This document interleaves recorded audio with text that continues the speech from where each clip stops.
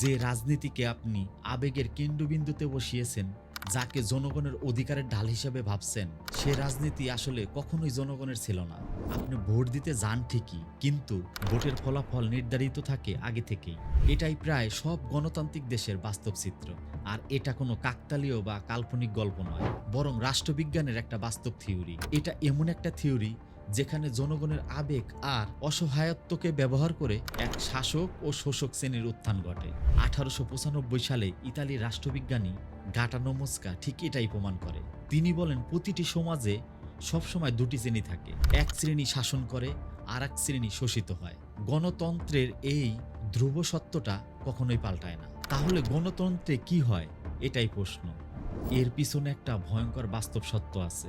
সেটা হলো, গণতন্ত্রে শাসক পরিবর্তন হয়, কিন্তু শাসন ব্যবস্থা একই থাকে। কয়েক বছর পর পর নতুন এক পরিবার তাদের পরিবারকে রাজ পরিবারে রূপান্তর করে।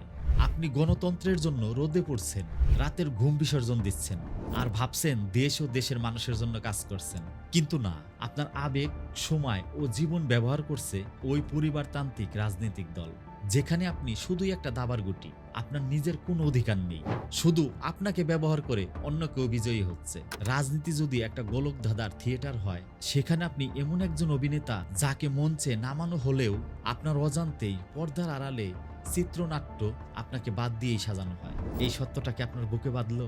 মনে রাখবেন, জীবনে অনেক সত্য মেনে নিতে হয়, তার মধ্যে এটাও একটা বাস্তব সত্য। ভালো থাকবেন।